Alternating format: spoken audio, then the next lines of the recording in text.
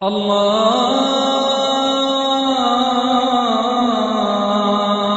أكبر الله أكبر الله أكبر الله أكبر।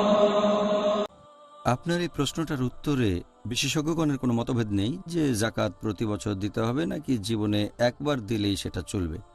গত 1400 বছরে সেই সাহাবীগণদের সময় থেকে শুরু করে তারপর এখন পর্যন্ত কোনো বিশেষজ্ঞ বা কোনো আলেম বলেননি যে জাকাত জীবনে মাত্র একবার দিলেই আর কখনো দেওয়া লাগবে না। কোরআন পড়ে দেখবেন, হাদিস পড়ে দেখবেন, নবী সাল্লাল্লাহু আলাইহি সাল্লামের হাদিস কোনো হাদিসে পাবেন না, কোরআনের কোনো আয়াতও পাবেন না। আর কোনো বিশেষজ্ঞ কখনো বলেননি যে জাকাত মাত্র একবার দিতে হবে। অন্যান্য বিষয়গুলো তো মতভেদ আছে, এটা মাত্র কয়েক বছর আগের কথা। এই বিষয়টা নিয়ে আলোচনা করা হয়েছিল, আর সে সময় আমি ছিলাম চেন্নাইতে। এই প্রশ্নটাই আমাকে করা হয়েছিল। এই প্রশ্নটার উৎপত্তি চেন্নাইতে, সেটা দাক্ষিণাত্যে। সেখানে একজন স্থানীয় লোক এই প্রশ্নটা করেছিল। হাদিসে এরকম অসংখ্য উদাহরণ দেওয়া আছে যে জাকাত প্রতি বছর একবার দিতে হবে। এ ব্যাপারে কোনো রকম মতভেদ নেই। জানি না এই ইস্যুটা তারপরে কিভাবে আসে। যদি আপনি নবী সাল্লাল্লাহু আলাইহি সাল্লামের হাদিস পড়েন, এটার উল্লেখ আছে সুনান আবু দাউদ খণ্ড নম্বর 2 বুক অব জাকাত হাদিস নাম্বার 1568। আমাদের নবী মুহাম্মদ সাল্লাল্লাহু আলাইহি সাল্লাম বলেছেন, যদি তোমার 200 দিরহাম থাকে, এই সম্পদ যদি 1 বছর সঞ্চিত থাকে, তাহলে 5 দিরহাম জাকাত দেবে। তার মানে 2.5%, 40 ভাগের 1 ভাগ। কারো যদি 20 দিনারের কম সঞ্চয় থাকে, তাকে জাকাত দিতে হবে না। এখানে বলা হয়েছে আপনাকে জাকাত দিতে হবে যদি সেই সম্পদ পুরো 1 বছর আপনার কাছে থাকে। এখানে বলা হয়নি যে জীবনে একবার দিতে হবে। আমরা বুঝতেই পারছি 2 বছর সঞ্চিত থাকলে 2 বার দেবেন, 3 বছর থাকলে 3 বার দিতে হবে। সবাই বুঝতে পারছে। যদি কেউ বলে জীবনে একবার দিতে হবে, তাহলে কোরআন এবং হাদিস থেকে সেটা স্পষ্টভাবে প্রমাণ করতে হবে। অনেকগুলো হাদিসে এই ব্যাপারটা পরিষ্কার করে বলেছে।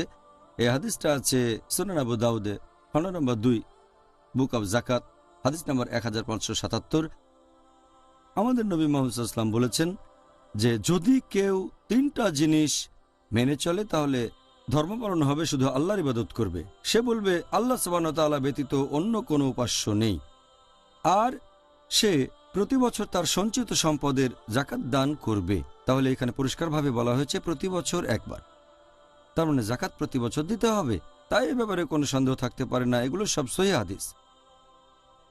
এছাড়াও আরও কিছু রেফারেন্স দিয়ে এই দাবিটা ভুল প্রমাণ করা যায় যে জীবনে মাত্র একবার জাকাত দেবেন। এই হাদিসটা উল্লেখ করা হয়েছে সহিহ বুখারীতে খণ্ড নম্বর 2 বুক অব জাকাত হাদিস নাম্বার 1402। অনেকে যুক্তি দেখায় যে গবাদি পশুর উপর জাকাত দেয়া লাগবে না, ইত্যাদি ইত্যাদি। সহিহ বুখারী এই হাদিসটা খণ্ড 2 বুক অব জাকাত হাদিস নাম্বার 1402। নবী মুহাম্মদ সাল্লাল্লাহু আলাইহি ওয়াসাল্লাম বলেছেন যে পশু পাখি, গবাদি পশু, উট, তারা রোজ কিয়ামতের দিন আবার জীবিত হবে। পৃথিবীতে তারা যতখানি সুস্থ সবল ছিল সে অবস্থাতেই। তারা তখন তাদের মালিকের কাছে যাবে। তাদের মধ্যে যারা জাকাত দেয়নি, তাদেরকে উটগুলো পা দিয়ে মারাবে। হাদিসটা আরও বলছে ভেড়াগুলো পৃথিবীতে যেমন সুস্থ সবল ছিল সে অবস্থাতেই থাকবে, আর যদি মালিক জাকাত না দেয়, তারা শিং দিয়ে গুঁতো দেবে আর তাদেরকে খুর দিয়ে মারাবে। তার মানে গবাদি পশুর উপরেও জাকাত দিতে হবে। এছাড়াও একটা হাদিসে হযরত আবু বকর রাদিয়াল্লাহু আনহু বলেছেন, এটা আছে সহিহ বুখারী খণ্ড নম্বর 2 বুক অব জাকাত 1399 এবং 1400 নম্বর হাদিস। সে সময় কিছু আরব তারা জাকাত দিতে চায় না, সেজন্য বিদ্রোহ করল। হযরত আবু বকর রাদিয়াল্লাহু আনহু বললেন তিনি এই লোকগুলোর বিরুদ্ধে যুদ্ধ ঘোষণা করবেন।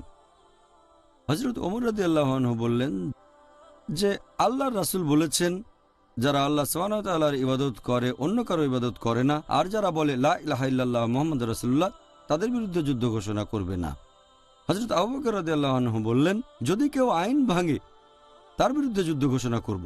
যদি কেউ আপত্তি করে সালাত এবং জাকাত নিয়ে, এই দুটোই ফরজ, তিনি তাদের বিরুদ্ধে যুদ্ধ ঘোষণা করবেন। আল্লাহর নামে বলছি, তিনি বললেন যে যদি কেউ নবী সাল্লাল্লাহু আলাইহি সাল্লামের সময় জাকাত দিয়ে থাকে আর এখন দিতে অস্বীকার করে অথবা সে জাকাত না দেয় যেটা নবীর সময় দিয়েছে, তার বিরুদ্ধে যুদ্ধ ঘোষণা করব। তার মানে হলো এই, যদিও তারা জাকাত দিয়েছে গত বছরে, এবছরও দিতে হবে। আর যদি জাকাত না দেয়, হযরত আবু বকর রাদিয়াল্লাহু আনহু তাদের বিরুদ্ধে যুদ্ধ ঘোষণা করবেন। আর হযরত ওমর রাদিয়াল্লাহু আনহু বললেন যে আল্লাহ সুবহানাহু ওয়া তাআলা আবু বকরের হৃদয়কে প্রসারিত করেছেন, তিনি যা বলেছেন তা ঠিক। তার মানে জাকাত দিতে হবে প্রতি বছর। আর এছাড়াও অনেক হাদিস বলছে জাকাত কিভাবে সংগ্রহ করতে হবে। একটা হাদিস, এটা আছে সহিহ বুখারীতে, খণ্ড নম্বর 2, বুক অব জাকাত, 1454 নম্বর হাদিস। হযরত আবু বকর রাদিয়াল্লাহু আনহু একজন লোককে নিয়োগ দিলেন জাকাত আদায়ের জন্য। সেই লোকটা বলল যে আল্লাহর রাসূল বলেছেন যে জাকাত দেওয়ার নিয়মটা কি। সেই লোকটা বলতে লাগলো, যদি কারো ঘরে 5টা উট থাকে তাহলে একটা ভেড়া জাকাত দিতে হবে। তারপর গবাদি পশুর সংখ্যা বাড়লে জাকাতের পরিমাণও বাড়তে থাকবে। আবার 40টা ভেড়া, যদি কারো থাকে 40টা ভেড়া, তাহলে সে একটা ভেড়া জাকাত দেবে। 40টা ভেড়া থেকে 120টা পর্যন্ত জাকাত হলো একটা ভেড়া। যদি ভেড়ার সংখ্যা হয় 120 থেকে 200-র মধ্যে, তাহলে 2টো ভেড়া জাকাত দিতে হবে। যদি 200 থেকে 300টা ভেড়া থাকে তাহলে 3টা ভেড়া দিতে হবে। এরপর প্রতি 100টা ভেড়ার জন্য একটা ভেড়া জাকাত দিতে হবে। এখন এই লোক যখন জাকাত আদায় করতে যেত, সে তখন গবাদি পশুর কাছে গিয়ে পশুগুলোর মাথা গুনে দেখত যে কতগুলো নতুন পশু হয়েছে, কতগুলো নতুন বাচ্চা দিয়েছে। এভাবে সব গবাদি পশু গুনে দেখত তারা। তার মানে সেই গবাদি পশুর উপরেও জাকাত দেওয়া হতো যেটা আগের বছর দেওয়া হয়েছে।